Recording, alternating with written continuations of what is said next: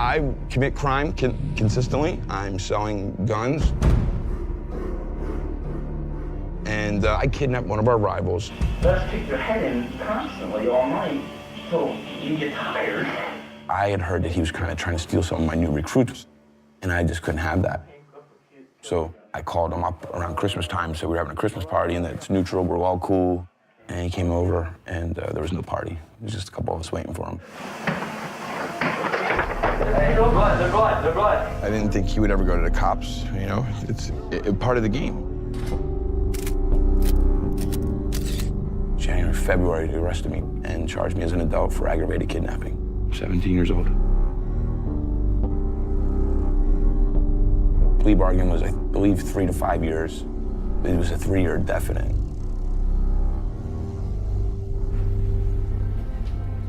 Good evening. Frank's story, it's a story of transformation. It's a story of redemption.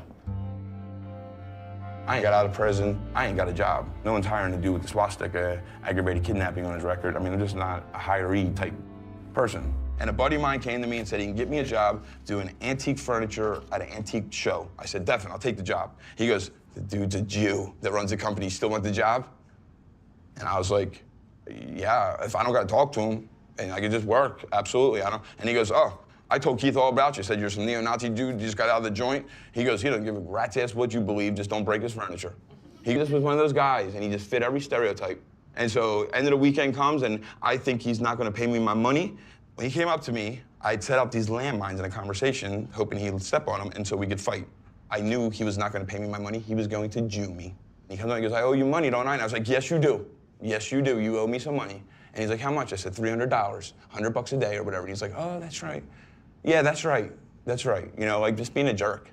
And he pulls out this big wad of money that he made, and he's like, here's 1, 2, here's 3. He's like, hold on, here's an extra $100. You're a really good worker.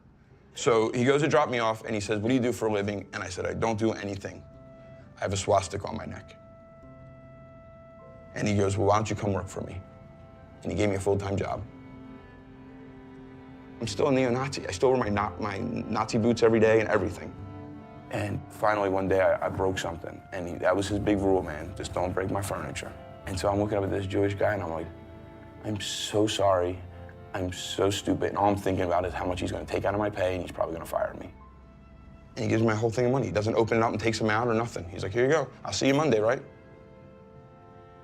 And I just felt like crying. I was like, yeah, I'll see you Monday. I'll see you Monday. As soon as I got home, I ripped my boots off my feet. I threw them up in my mom's basement, and to this day, I don't know where they ever went. Like, I never looked at them again.